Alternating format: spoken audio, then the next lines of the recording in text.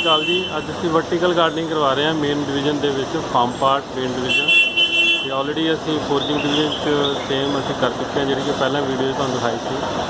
ਤੇ ਅੱਜ ਅਸੀਂ ਤੁਹਾਨੂੰ ਦੱਸਾਂਗੇ ਕਿ ਅਸੀਂ ਵਰਟੀਕਲ ਗਾਰਡਨਿੰਗ ਕਿੱਦਾਂ ਕੀਤੀ ਹੈ। ਹਾਂਜੀ ਜਨਾਬ, ਦੱਸੋ ਜਰਾ ਤੁਸੀਂ ਇਹ ਜਿਹੜੀ ਇੰਨੀ ਸੋਹਣੀ ਵਰਟੀਕਲ ਗਾਰਡਨਿੰਗ ਦਾ ਪੈਨਲ ਤਿਆਰ ਕੀਤਾ, ਤੇ ਇਹਨੂੰ ਤਿਆਰ ਕਰਨ ਦੇ ਲਈ ਸਾਨੂੰ ਜਰਾ ਬੇਸਿਕਲੀ ਸਟੈਪ ਬਾਈ ਸਟੈਪ ਦੱਸੋ ਜਰਾ। ਉਹ ਜੀ ਸਾਨੂੰ ਸਭ ਤੋਂ ਪਹਿਲਾਂ ਜੀ ਇੱਕ ਥੋੜਾ ਜਿਹਾ ਉੱਚੀ ਬੋਲੋ ਯਾਰ, ਆਵਾਜ਼ ਬਹੁਤ ਘੱਟ ਆ ਰਹੀ ਹੈ। ਇਹਦੇ ਵਾਸਤੇ ਜਿਹੜੀ ਸਭ ਤੋਂ ਪਹਿਲਾਂ ਸਾਨੂੰ ਇੱਕ ਦੀਵਾਰ ਚਾਹੀਦੀ ਜਿਹਦੇ ਉੱਤੇ ਆਪਾਂ ਬੋਤਲਾਂ ਠੀਕ ਹੈ, ਫਿਕਸ ਕਰਾਂਗੇ। ਠੀਕ ਹੈ। ਉਹਦੇ ਬਾਅਦ ਜੇ ਬੋਤਲਾਂ ਇਕੱਠੀਆਂ ਕਰਨ ਦੇ ਬਾਅਦ ਉਹ ਜਿਹੜਾ ਪੌਦਾ ਲਗਾਉਣਾ ਉਹਦੇ ਵਾਸਤੇ ਸਾਨੂੰ ਬੋਤਲ ਜਿਹੜੀ ਉਹਦੀ ਕਟਾਈ 8 ਇੰਚ ਕਰਨੀ, 8 ਇੰਚ ਦੇ ਆਸ-ਪਾਸ ਕਰਨੀ, 8 ਬਾਈ 4 ਦੀ ਹੋਏਗੀ। ਠੀਕ ਹੈ, ਹਾਂਜੀ ਠੀਕ ਹੈ ਜਨਾਬ। ਉਹਦੇ ਬਾਅਦ ਉੱਪਰ ਜਿਹੜਾ ਓਪਨ ਕਰ ਦੇਣਾ, ਜਿਹਦੇ ਵਿੱਚੋਂ ਦੀ ਪਾਣੀ ਵਗੈਰਾ ਦਿੱਤਾ ਜਾਏਗਾ ਜੀ। ਠੀਕ ਹੈ, ਮਤਲਬ ਮਿਨੀਮਮ ਓਪਨਿੰਗ ਜਿਹੜੀ ਹੈ ਨਾ ਪਲਾਂਟ ਵਾਸਤੇ 4 ਇੰਚ ਦੇ ਆਸ-ਪਾਸ ਅਸੀਂ ਓਪਨਿੰਗ ਰੱਖਣੀ ਹੈ। ਠੀਕ ਹੈ, ਪਹਿਲਾਂ ਠੀਕ ਹੈ ਜੀ। ਇਹ ਤੁਸੀਂ ਇਹਨੂੰ ਬਲੇਡ ਦੇ ਨਾਲ, ਜਿਹੜਾ ਮਾਰਕੀਟ 'ਚੋਂ ਈਜ਼ੀਲੀ ਅਵੇਲੇਬਲ ਹੈ, ਤੇ ਇਹ ਬਲੇਡ ਦੇ ਨਾਲ ਤੁਸੀਂ ਉਹਦੀ ਕਟਿੰਗ ਕਰਨੀ ਹੈ। ਪਰ ਧਿਆਨ ਰੱਖਣਾ ਕਿ ਇਹਨੂੰ ਕਿਉਂਕਿ ਇਹ ਬੜਾ ਸ਼ਾਰਪ ਬਲੇਡ ਹੈਗਾ, ਤੇ ਸੇਫਟੀ, ਹਾਂ ਸੇਫਟੀ ਦਾ ਖਿਆਲ ਰੱਖਣਾ ਤਾਂ ਕਿ ਹਾਂ ਕਿ ਹੱਥ ਨੂੰ ਨਾ ਲੱਗ ਜਾਵੇ, ਤੇ ਅਦਰਵਾਈਜ਼ ਮਤਲਬ ਜਲਦਬਾਜ਼ੀ ਨਹੀਂ ਕਰਨੀ, ਇਹ ਕੰਮ ਕਰਨਾ ਆਰਾਮ ਨਾਲ ਹੋਣਾ ਜੀ। ਇਹ ਕੰਮ ਜਲਦੀ ਵਾਲਾ ਨਹੀਂ ਹੈਗਾ ਇਹ। ਜਲਦਬਾਜ਼ੀ ਕਰਾਂਗੇ ਤਾਂ ਬਲੇਡ ਲੱਗ ਸਕਦਾ।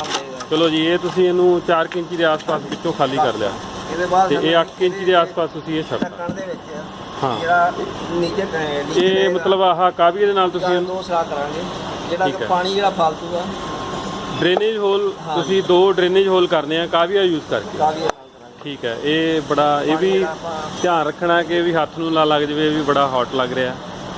ਤੇ ਦੇਖੋ ਇਹਦੇ ਬਾਅਦ ਅਸੀਂ 2 ਇੰਚੀ ਦਾ ਇਹਦੇ ਟਾਪ ਤੇ ਓਕੇ ਇੱਕ ਇਹ ਹੋਲ ਕੀਤਾ, ਇਹ just for tool the guiding ਵਾਸਤੇ ਹੋਲ ਆ ਹੈ ਨਾ, ਸੋ ਦੈਟ ਉਹ ਸੈਂਟਰ 'ਚ ਆ ਜਾਵੇ। ਸੈਂਟਰ 'ਚ ਆ ਜਾਏ। ਓਕੇ, ਕਰਕੇ ਦਿਖਾਓ ਜਰਾ।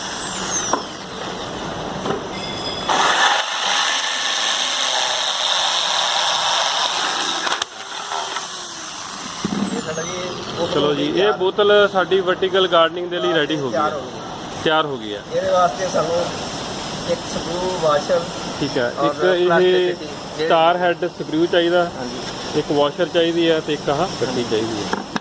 ਸੋ ਇਹ ਤੁਸੀਂ ਇੱਕ ਜਰਾ ਫਿਕਸ ਕਰਕੇ ਦਿਖਾਓ ਜਰਾ, ਕਿੱਦਾਂ ਫਿਕਸ ਕਰਦੇ ਹੋ।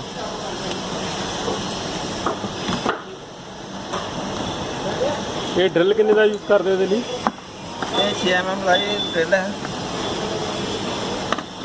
ਮਤਲਬ ਇਹ 1.5 ਇੰਚੀ ਇਹਨੂੰ ਮਾਰਾਂਗੇ ਦੀਵਾਰ ਦੇ ਅੰਦਰ। 1.5 ਇੰਚੀ ਹੋਲ ਡੈਪਥ ਕਰਨੀ। ਓਕੇ, ਕਰੋਗੇ ਜਰਾ ਇੱਕ ਬੋਤਲ ਫਿੱਟ ਕਰਕੇ ਦਿਖਾ ਦਿਓ।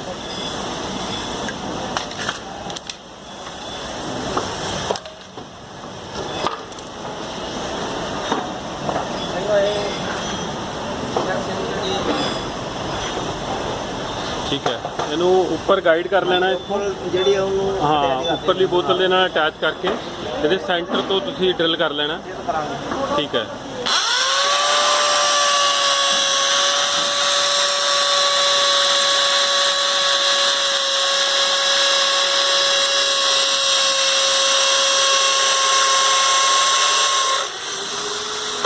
ਠੀਕ ਹੈ ਜੀ।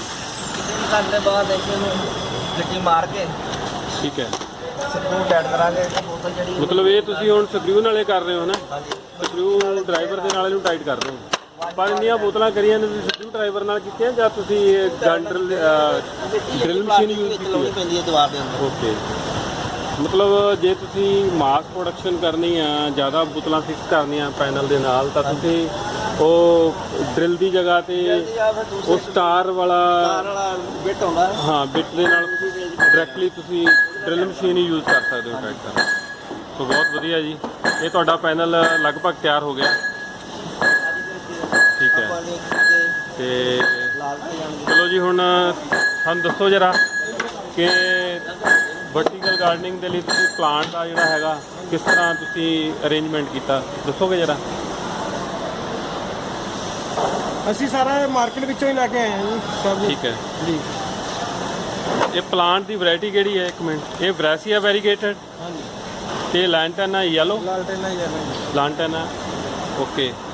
ਤੇ ਵਰੈਸੀਆ ਵੈਰੀਗੇਟਡ ਹੈ, ਇਹ ਪੋਮੀਆ ਬਲੈਕਿਆਨਾ ਤੇ ਆ ਪੋਮੀਆ ਚਾਟਰਯੂਸ। ਤੇ ਇੱਕ ਇਹ ਵਾਲਾ ਪਲਾਂਟ ਕਿਹੜਾ ਵਾ, ਇਹ ਐਸਪਰੈਗਸ ਸਪਰਿੰਗਰੀ। ਓਕੇ, ਸੋ ਇੱਕ ਲਗਾ ਕੇ ਦਿਖਾਓ ਜਰਾ।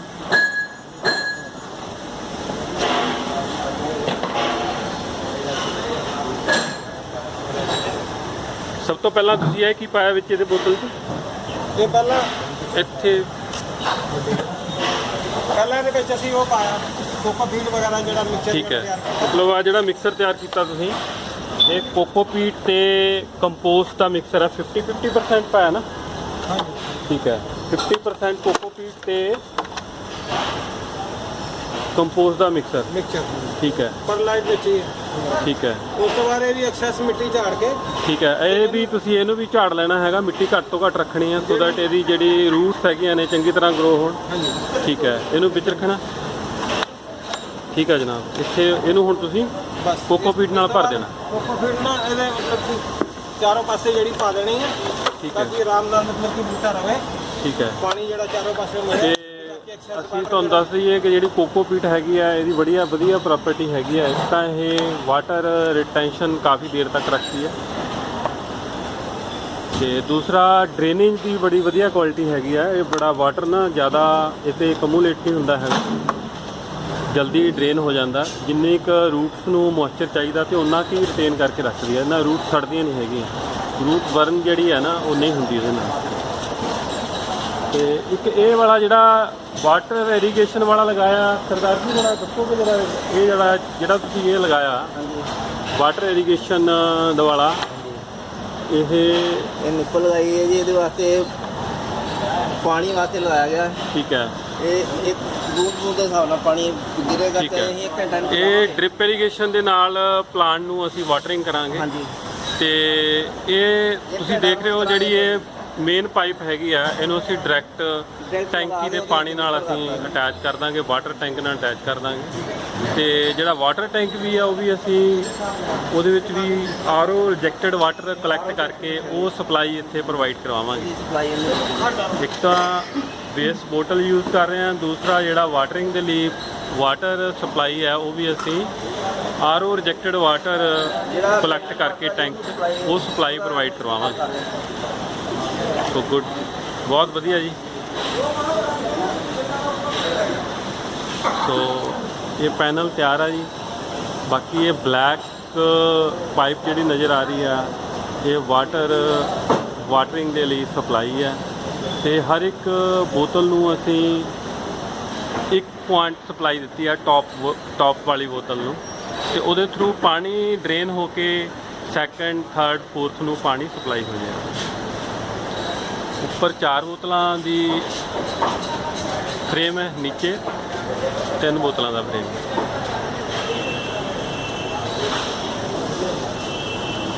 ਠੀਕ ਹੈ ਜਨਾਬ, ਥੈਂਕ ਯੂ, ਗੁੱਡ। ਮੈਨੂੰ ਉਮੀਦ ਹੈ ਤੁਹਾਨੂੰ ਇਹ ਵੀਡੀਓ ਪਸੰਦ ਆਇਆ ਹੋਵੇਗਾ। ਸੋ ਸਾਨੂੰ ਸਾਰਿਆਂ ਨੂੰ ਚਾਹੀਦਾ ਕਿ ਇਹ ਵਾਲਾ ਜਿਹੜਾ ਕਨਸੈਪਟ ਸ਼ੁਰੂ ਹੋਇਆ ਵਰਟੀਕਲ ਗਾਰਡਨਿੰਗ ਦਾ, ਸਾਨੂੰ ਹਰ ਇੱਕ ਘਰ ਵਿੱਚ ਥੋੜ੍ਹਾ ਬਹੁਤ ਜ਼ਰੂਰ ਕਰਨਾ ਚਾਹੀਦਾ ਸੋ ਦੈਟ ਇੱਕ ਤਾਂ ਇਨਵਾਇਰਨਮੈਂਟ ਨਾਲ ਸਾਡੇ ਇੰਪਰੂਵ ਹੋਏਗਾ। ਅਸੀਂ ਵੇਸਟ ਬੋਤਲ ਨੂੰ ਵੀ ਅਸੀਂ ਯੂਜ਼ ਦੇ ਵਿੱਚ ਲਿਆ ਰਹੇ ਹਾਂ ਤੇ ਪਲੱਸ ਗ੍ਰੀਨਰੀ ਕਰਨ ਜਾ ਰਹੇ ਹਾਂ। ਤੇ ਥੈਂਕ ਯੂ ਦੋਸਤੋ, ਥੈਂਕ ਸੋ ਮਚ।